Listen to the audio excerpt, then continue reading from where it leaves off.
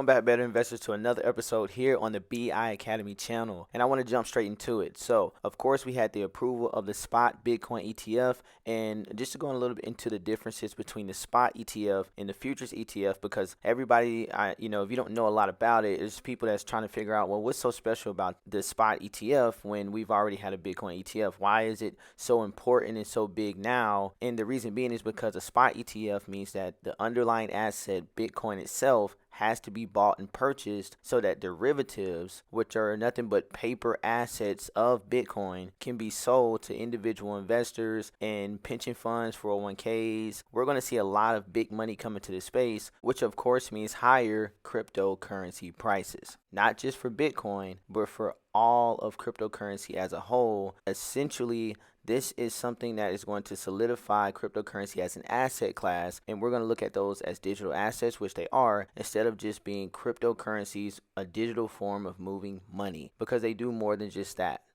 Now, if you follow this channel, you already know, as a subscriber to this channel, I talk about it all the time, the market manipulation. How can the SEC, the establishment for regulating markets and making sure that people are protected as far as retail investors, how do they somehow have a hacked tweet that tells people that the Bitcoin ETF has been approved, and then later they come out and retract that and say, hey, we were hacked, only to come out and then approve the Bitcoin ETFs not even 8 hours later? This is clearly market manipulation. They want individuals to get into the market, to FOMO in, the fear of missing out. They want people to be irrational, to make purchases that might not make the most amount of sense at the time, and that allows bigger whales, people that have more cryptocurrency holdings, and this is the same thing with stocks or any other asset class as well. It allows people that got in earlier to now exit the market.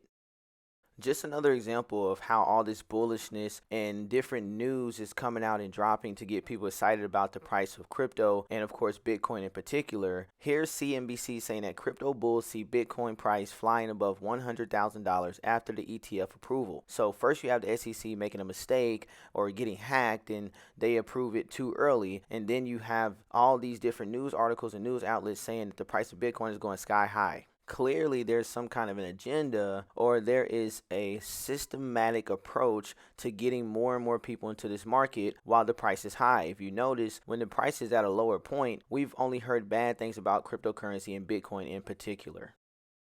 Let's take a look at the price. Here, if I'm crazy, let me know, but I see there's an 8% decline inside the price of Bitcoin since the ETF was announced. So the ETF's coming out and all these billionaires and people that already bought early are bullish. Oh my gosh, it's going to the sky.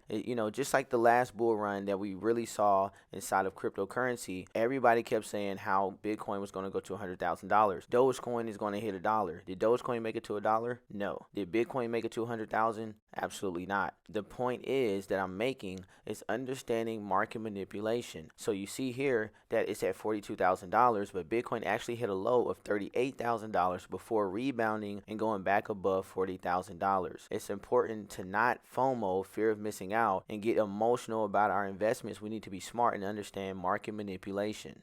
BlackRock's very own Larry Fink sees the case for other ETFs to come out. Big money is coming into this space. You have to understand that institutional investors already missed out on lower prices of Bitcoin. So they're not going to miss out on the opportunity to take other utility coins that actually have a purpose and they can help the future of the financial system and other sectors in the world. They're not going to miss out on a chance to get them at a low price and then drive those prices higher. They want to bring other cryptocurrencies into the public's eye.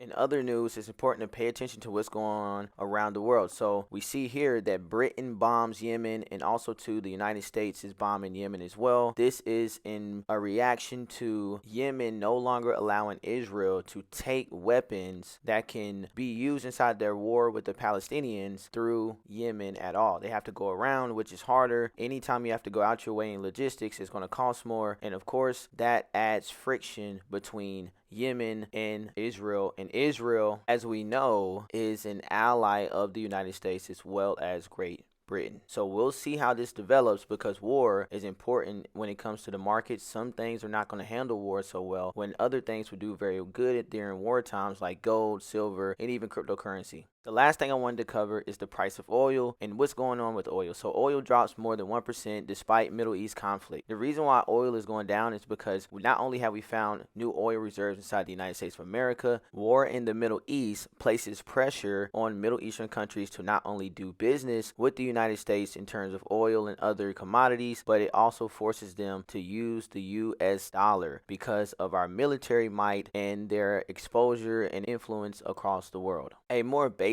and less controversial reason for this as well is we're seeing an uptick and a rise inside of electric vehicles, which means that less cars are actually using oil, and oil, while it's still being used for a lot of different reasons, is not being used as heavily for transportation. I do, however, think that the price of oil will go back up.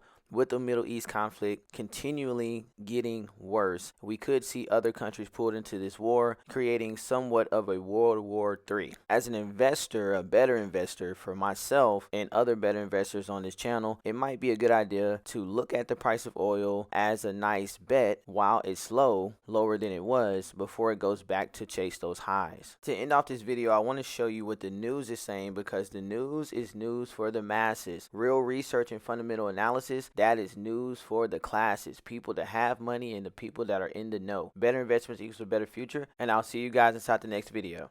You mentioned, is Bitcoin a currency? Is it a store of value? Is it an inflation hedge? And I think each of these, investment theses around Bitcoin can resonate. Multiple of them can be true. There can be multiple truths around this, and that's why Bitcoin may in fact appeal to different investors. Michael, let me be on the record to say that Bitcoin is used for a lot of bad stuff around the world, and it is absolutely proven. Now, but you can argue, just to be fair, there are a lot of other currencies and dollars that are used for the same purpose, nefarious. Indeed, there are. Having said that, though, Charlie, what do you see, and what do your people tell you about where this all goes?